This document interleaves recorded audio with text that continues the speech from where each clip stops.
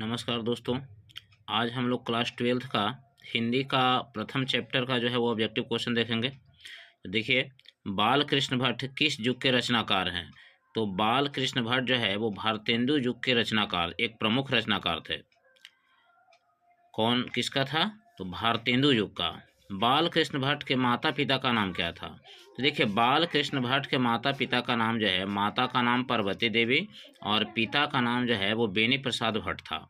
माता का नाम क्या था? पार्वती देवी और पिता का नाम क्या था? बेनी प्रसाद भट्ट था। देखिए, बातचीत शीर्षक निबंध के निबंधकार कौन है, मैंने किसने जो है वो इस निबंध को लिखा? तो वे जो है वो बाल कृष्ण भट्ट जो है वो लिखे थे। बाल कृष्ण भट्ट किस काल के रचनाकार हैं? तो देखिए, काल और युग दोनों जो है वो अलग अलग है। में जो है वो भारतेंदु युग और जो काल है वो आधुनिक काल। तो इसमें जो है आधुनिक काल के वो रचनाकार हैं। बातचीत के माध्यम से बाल कृष्ण भट्ट क्या बतलाना चाहते हैं? तो देखिए, बातचीत के माध्यम से बाल कृष्ण भट्ट जो है वो बातचीत की शैली को बताना चाहते हैं, है ना, कि बातचीत किस तरह से करना चाहिए, बातचीत का ढंग क्या हो, उसमें उन्होंने बताया है। अगला है कि बाल कृष्ण भट्ट का जन्म कब हुआ था? तो देखिए, बाल कृष्ण भट्ट का जो जन्म है वो 23 जून 1844 ईस्वी को हुआ था। कब हुआ था? 23 जून 1844 ईस्वी को हुआ था। बाल कृष्ण भट्ट की रचना बातचीत है क्या? तो देखिए, बातचीत जो है इनका, बाल कृष्ण भट्ट का जो लिखा गया है जो बातचीत, वो एक ललित निबंध है। क्या है? ललित निबंध है। फिर है कि बाल कृष्ण भट्ट द्वारा निकाली गई मासिक पत्रिका क्या है? देखिए, सबसे पहले इन्होंने जो है वो हिंदी प्रदीप निकाला था। इसी से उन्होंने जो है वो मासिक पत्रिका की शुरुआत किया था। अगला क्वेश्चन है कि असल बातचीत सिर्फ दो व्यक्तियों में ही हो सकती है, यह कथन किसका है? देखिए, यह कथन एडिसन का है। असल बातचीत सिर्फ दो व्यक्तियों में ही हो सकती है, यह कथन एडिसन का है। अगला क्वेश्चन है कि बोलने से ही मनुष्य के रूप का साक्षात्कार होता है, यह किसने कहा था? तो देखिए, यह बेन जॉनसन कहा था। बेन जॉनसन के अनुसार जो है बोलने से ही मनुष्य के भीतर के जो गुण है वो प्रकट होता है। तो इसमें उन्होंने यही कहा था कि बोलने से ही मनुष्य के रूप का साक्षात्कार होता है। बिल्कुल सही है। इसके बाद जो है क्वेश्चन, अगला क्वेश्चन है कि निम्न में कौन सी रचना बाल कृष्ण भट्ट की नहीं है? तो देखिए, इसमें जो है नूतन ब्रह्मचारी, 100 अजान एक सुजान, सद्भाव का अभाव और परीक्षा गुरु। देखिए, परीक्षा गुरु जो है वो बाल कृष्ण भट्ट की नहीं लिखी हुई है। बाकी जो है तीनों ऑप्शन जो है नूतन ब्रह्मचारी, 100 अजान एक सुजान, सद्भाव का अभाव, ये जो है वो बाल कृष्ण भट्ट का है। अगला क्वेश्चन है कि निम्न में कौन बाल कृष्ण भट्ट द्वारा रचित है?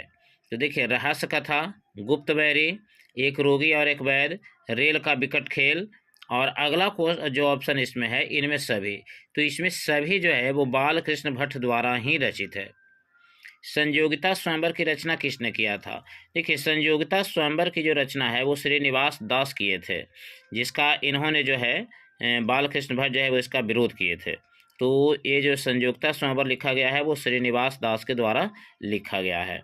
अगला है कि रॉबिन क्रूसो ने 16 वर्ष के उपरांत किसके मुख से एक बात सुनी?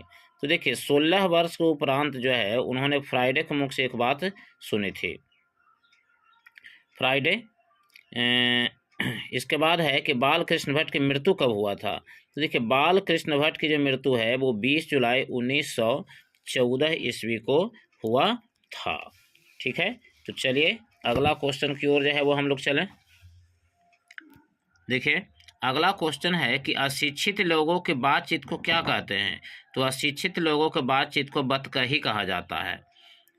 दूसरा अगला क्वेश्चन है कि किसने बाल कृष्ण भट्ट को अंग्रेजी साहित्य की एडिशन तथा स्टील की श्रेणी में रखा? तो देखिए, आचार्य रामचंद्र शुक्ल थे। इन्होंने ही जो है बाल कृष्ण भट्ट को अंग्रेजी साहित्य के एडिशन कहा था इन्होंने। अगला क्वेश्चन है कि 4 या 4 से अधिक आदमियों की बातचीत क्या कहलाती है? तो देखिए, 4 या 4 से अधिक आदमियों की बातचीत राम रमौल कहलाती है। चमनिस्तान का क्या अर्थ है? चमनिस्तान का अर्थ होता है हरे भरे बागों का इलाका। चमनिस्तान का अर्थ क्या होता है? हरे भरे बागों का इलाका। फिर है कि अफीम खाने वाले लोगों के मंडली के लिए सुरक्षित स्थान क्या कहलाता है। तो देखिए, अफीम खाने वाले लोगों के मंडली जो होती है उसके सुरक्षित स्थान कहलाते हैं चंडू खाने। क्या कहलाते हैं? चंडू खाने। अगला क्वेश्चन है कि आर्ट ऑफ कन्वर्सेशन कहाँ के लोगों के बातचीत का तरीका है। तो देखिए, ये जो है वो यूरोप के लोगों के बातचीत का तरीका है। तो देखिए, इस तरह से जो है, जो एग्जाम के दृष्टि से जो काफ़ी महत्वपूर्ण क्वेश्चन है, इसको हम लेकर के आए हैं। अगर इसको जो है वो ठीक ढंग से 1 या 2 बार अगर सुन लिया जाए तो एकदम पूरा का पूरा क्वेश्चन जो है आपको रटने की ज़रूरत नहीं, बल्कि जो है वो याद करने की ज़रूरत नहीं, डायरेक्ट जो है वो आपको याद हो जाएगा।